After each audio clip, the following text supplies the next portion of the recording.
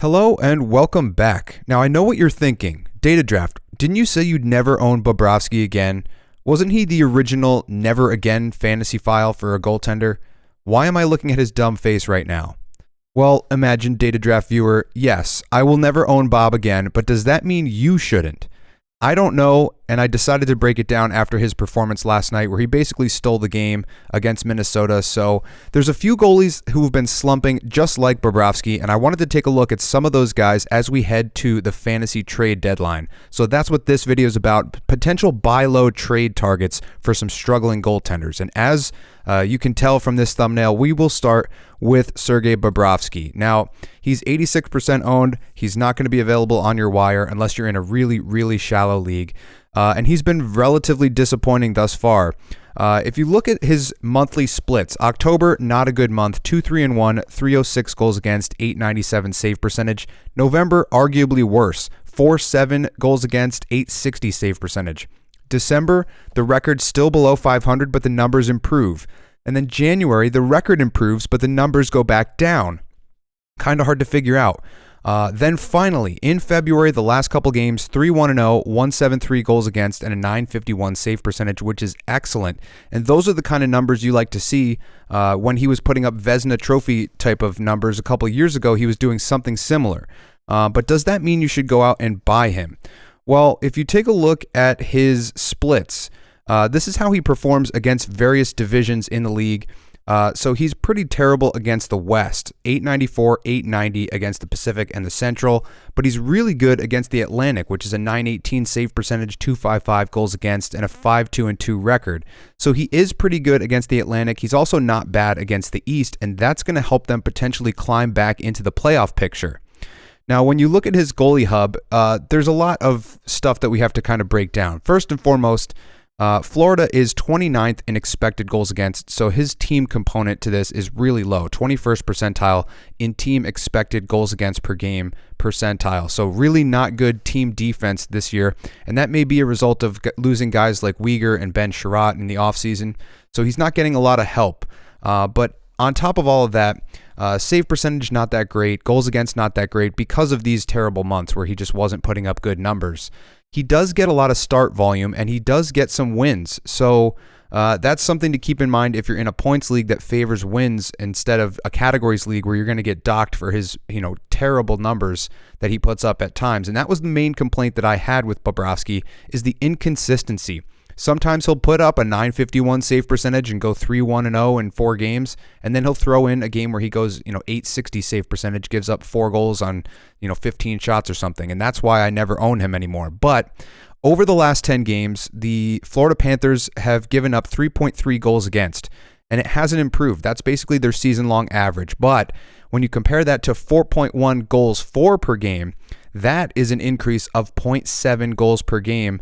So he's getting a lot more run support now. So the wins might start coming a little bit more frequently than they were previously in the season. And he really didn't have any kind of a winning record until January. But from January on, you can see here, you can just do the quick math, 7-3-1 since January started. The numbers have picked up, obviously, in the month of February. It is a small sample size, but right now he's 5.7 goals saved above expected, good for 19th in the league. Compare that with Spencer Knight, who's 1.4. He's 65th. And then they did give Alex Lyon a shot. He's 70th in that metric. So he's obviously the better goaltender right now for Florida. So they're going to continue to go back to him for starts. If he's getting those starts and they're playing better, he's going to get some wins. So that could potentially help you in fantasy if you're in a points league that weights wins from goaltenders a little bit heavier.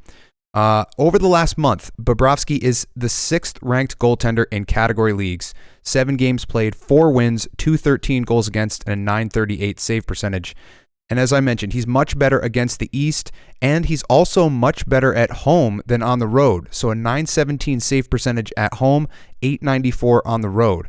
So this is one of those situations. If you were thinking about potentially picking him up in a trade, buying low on Bobrovsky, that wouldn't be the worst idea, just given the fact that he's probably struggled, and whoever owns him, hopefully they watch this channel and they also hate him as much as I do. But if not, then you're probably going to be buying low on a guy whose team is improving around him, and he's likely to get a lot of the starts. Then if you want to maximize that value for yourself and your team, try just starting him at home. Try just starting him against the Atlantic Division teams and the Metro teams. That's where he puts up better numbers. Don't start him on the West Coast or away from Sunrise, because that seems to be what gives him problems. But nonetheless, this is a tentative buy low for me. I wouldn't necessarily run right out and pick him up, although after watching that performance last night against Minnesota, it's clear that something has changed. He does not look like the goaltender he was in October and November when goals were going through him. He pretty much stole that game last night, and that's a good sign, and it's kind of backed up by the data, which is why we're doing this exercise.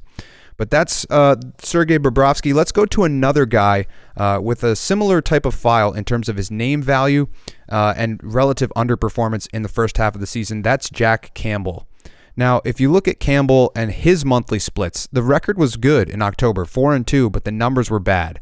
So an .888 save percentage is not going to get it done. He was .500 with his record in November, but still the numbers dipped. .863. December wasn't much better, .877 save percentage, and just not getting any production. January comes along and he goes on a run. 7-1-0, .227 goals against, .913 save percentage. February, he's backed that up with some more wins, 2-0, .251, and an .918 save percentage. Now, this is season long at the bottom here, but these are the teams that he plays well against. For whatever reason, they're all really close in the alphabet. San Jose, St. Louis, Seattle, Tampa Bay, Vancouver. But for whatever reason, he's very good against those teams, and that's really a good sign for some of these matchups because he's in the Pacific Division. So he's good against the bottom feeders like San Jose and Vancouver, so he's going to win those games for you if you're playing him down the stretch. And then he's also going to pick up a win here, 2 wins against Seattle. And then he played really well against Tampa Bay as well, 2-0 against Tampa Bay. You don't have to worry about him playing them again, but nonetheless, it's a positive sign knowing that he's played well. 5 of the 6 teams here are in the Western. 4 of the 6 teams are in the Western Conference. Detroit used to be. That's kind of what threw me off. But he's playing well against his own division, which is a good sign going forward because they're going to need to win those games to get into the playoffs. Now, when you look at his goaltending hub, he was a 31 on the hub around Christmas time. He's bumped up now to a 44. That's a 13-point increase. He's 77th percentile in wins, which is good, especially if you're in a points league that favors wins, as opposed to a categories league where you're going to get docked for his horrible save percentage and goals against. But if you are in that kind of league, this is a good sign to have team exposure at 64th percentile. Edmonton is 13th in the league in expected goals against, which is a little bit higher than I would have expected. So that is good news if you own Campbell. Obviously, Skinner's been the guy reaping the benefits of that team defense, but now if Campbell's going to play like this, he's 9-1 in his last 10 games and putting up really solid numbers. So when it comes down to it, they paid him 5x5 in the offseason to be their number 1 goalie. They're going to give him the ball now and let him run with it. They also may add to their blue line at the deadline. Depending on what they do, that may bolster Edmonton's team defense even higher from that point. So this may be a great buy low opportunity on a guy like Jack Campbell. He will probably get a lot of the starts down the stretch. They're going to need to fight for positioning and try to get home ice in the playoffs, and they're probably going to be bolstering their lineup heading into the deadline. So all signs are pointing to this being a good buy low opportunity for Jack Campbell. And he's shown that in the past, he can go on stretches. For like half a season last year, he was one of the best goaltenders in fantasy. The first half of the season last year, he was a Vezina candidate, and then he kind of fell off for 2 months, picked it back up at the end of the season, but nonetheless, just the fact that he can do it for 40 games plus shows you that he can handle that start volume, and he will start to produce now that he's starting to turn his game around. He's 9-1, as I said, in the last 2 months, so it looks like it's already started. So you may not be able to buy as low as you would have in December, but again, heading into your trade deadline for fantasy, this is a good option as a buy low candidate. Now, staying in the division, the Pacific Division, we'll stick to Jacob Markstrom as our next buy low, and this is not as much of a buy low for me. I'll just give it away in the beginning here. If you look at his record, so 4-1-0 in October, pretty good record. The numbers weren't bad either, 2.60 and a 9.03, and then the record is 500, and the numbers drop a lot, 881 save percentage in November, December, same exact record. The goals against are fine because of the team exposure, and the save percentage comes back up a little bit, and that was the highest of any month at that point. Then he falls off a cliff in January. 1-4-1, 3-2-1 goals against, 886 save percentage, and it gets worse in February. So 864 in the month of February. He's 1-0-2. He had that overtime loss against the Rangers, just lost in overtime the other night in a game that they should have had. So this is not necessarily good signs if you're a Markstrom owner.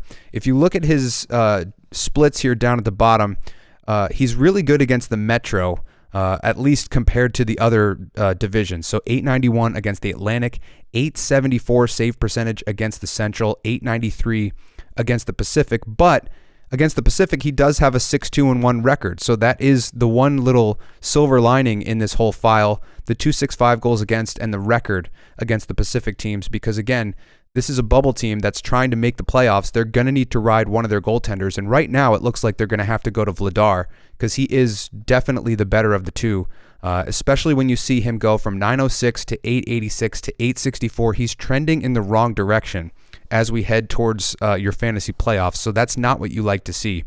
And then on his hub, he's a 56, which is pretty decent, but you're getting a lot of bump from his just start volume, 79th percentile, and his team exposure, 73rd percentile. So if you look at it, Calgary is 11th in the league in expected goals against. So he's benefiting from Daryl Sutter's coaching, the fact that they do have a really good blue line. That's bumping up his rating overall. The save percentage is low. The goals saved above expected is not great. Basically, I think he's around average, 49th in the league in goals saved above expected at 0.6. So he's really not skilled this year for whatever reason. And he seems to be a goaltender kind of like Connor Hellebuck, where he'll have one really good season where he's almost a Vezina finalist, and then he'll fall off the next year. And then the year after that, he'll come back with another great season. So knowing this, if you're in a keepers league, you might want to go out and pick up Jacob Markstrom because next year would potentially be his bounce back year where he puts up great numbers and becomes a Vezina finalist again. If you're not in a keepers league, I would definitely drop him, or not necessarily drop him depending on your league size, but I wouldn't necessarily consider him a buy low opportunity, mainly because he's trending in the wrong direction and it just doesn't seem like it's his year. So this is definitely not a buy low for me. And that brings us to one more file in the Pacific. Same division, different file. Let's go to Karel Vejmelka. I don't know if that got cut off on your screen. It should have been a little bit lower, but nonetheless, he's an elite goaltender in terms of his skill. If you look at his numbers, 15, 17, and 5, and a 906 save percentage, despite the fact that Coyotes are really bad in terms of their team defense. He's 16.3, ranked 9th in the league in goals saved above expected. Arizona is 30th in the NHL in expected goals against, so their team defense is horrendous. If he goes to Los Angeles, that's the rumor right now.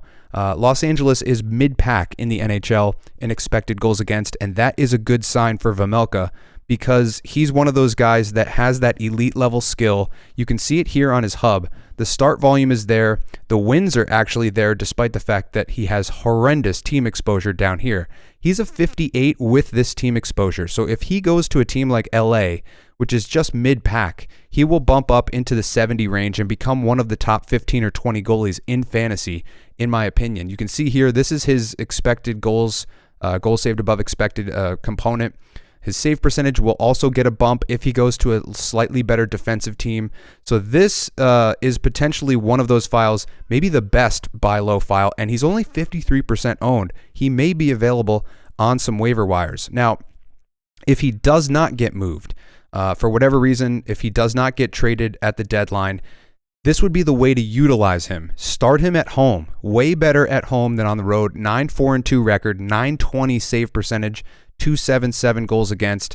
The whole team is better at home, so that kind of helps Vejmelka. Obviously, his number's not as good on the road, and that's where you wouldn't start him. So if you have him on your roster now and you're waiting for that trade, just start him at home. Keep him on the bench when he's playing on the road and hope that he does get traded to LA because that would be a really good thing for him. And LA is the only playoff caliber team that needs a goalie. So I don't know where else he would go if he doesn't go to LA, but they desperately need a goaltender. They just signed Phoenix Copley to a 1-year extension at $1.5 million. but I don't know if he's the answer going into the playoffs. I think they're going to want to keep Jonathan Quick just for his experience, but he's been horrendous this year. They obviously have Cal Peterson in the minors. He would probably have to be part of that deal to make the money work. But nonetheless, if he goes there, his stock should increase. But with all that said, there may be a slight learning curve if he gets traded. Right now, he's seeing 35 shots per game in Arizona. He would be going to LA where they're averaging 29 shots against per game. And it's a different defensive style. Maybe there's a slight adjustment period. So just keep that in the back of your mind. This would be a massive buy low for me. One of the best buy low opportunities, but you just have to keep that in mind. It's not as easy for goaltenders to change teams and go to a contender and then be expected to perform at a high level with a new defense, new scheme in front of them, getting used to the players and the way that they move the puck behind the net and cover guys in front, etc. So that is something to keep in mind. But other than that, this is a very good buy low opportunity for Vejmelka. Now we'll take it out of the Pacific, and this is another file. I mentioned him in the preseason that I thought he would have a good year. You can go back and check that video. It was in a mock draft. Carter Hart has been pretty good in fantasy all year. He's the 22nd ranked goalie in fantasy, and you can see how talented he is by his goals saved above expected, which is 6th best in the league. Despite Philly being 28th in expected goals against, he still put up solid numbers. So a .913 save percentage on a defense that bad is really impressive. Now, when we break it down month by month, excellent October, one of the best goaltenders in fantasy in October. November, the record falls off. The numbers are still okay. They're not bad, but they're not great. They're below average, but not horrendous. The record not much better in December. The numbers are pretty much right where they were in November. And then January, he comes back with a pretty good performance, 5-3-2, 285 and a .911 save percentage. February, the record hasn't come around because Philly's just not winning games right now. They're not scoring goals. They're the last couple games, they've only scored 1 or 2 goals a game. But 163 goals against and a .944 save percentage, that reminds you of what he was doing in October. And that's good to see because the last 3 months he's been improving every single month on month over month, and by quite a wide margin. So 11-point bonus here and then a 33-point bonus here. If you look at his hub, obviously he's getting a ton of starts. Whenever he's healthy, he's basically in, and they'll ride him because they want to make sure that he's going to be the goalie of the future. His skill component is really good. As I mentioned, 6th best in the league in this metric. The save percentage is pretty good considering the team defense that's in front of him. The wins are not going to be there as much as a guy like who we were just mentioning, guy like Campbell. He's obviously in a better team situation, so the wins may not be there for you. So Carter Hart would be a better own in a categories league where you're going to get the save percentage and the goals against. He does have a shutout in there. And down the stretch, he starts a ton, so he's 94th percentile in starts. Tortorella teams don't quit. They will probably play spoiler down the stretch and screw themselves out of Connor Bedard. That's something that you're going to have to keep in mind. I've been saying this a couple of times now in the last couple of days. Now is the time to start looking at those teams at the bottom of the standings that are going to be sellers at the deadline and try to pluck some guys off of them because they're going to screw themselves out of Bedard. They always do that heading down towards the end of the season. They play spoiler. And if a team is going 3-7 in any 10-game stretch, they're going to have to beat 3 teams ahead of them in the standings. So there will be times where they play spoiler and upset an opponent that's really good, and this would be the reason why they would Flyers would upset an opponent. Guys like Carter Hart stealing games is how that happens. So I definitely think of him as a massive buy low opportunity. He's 75% owned, so he's not completely owned up, but if he's available in your league, go scoop him up. If he's potentially available for trade, that would be a guy I would target. The team exposure isn't great, but everything else looks really elite level in terms of what he can offer for your fantasy team. Now, I'm going to end it here. If you have any questions or buy low candidates, leave them down in the comments. I'll try to get to them. Remember to like, subscribe, share, follow on Instagram and Twitter at @data_draft for more updates and shorter form content. And as always, I will see you in the next one.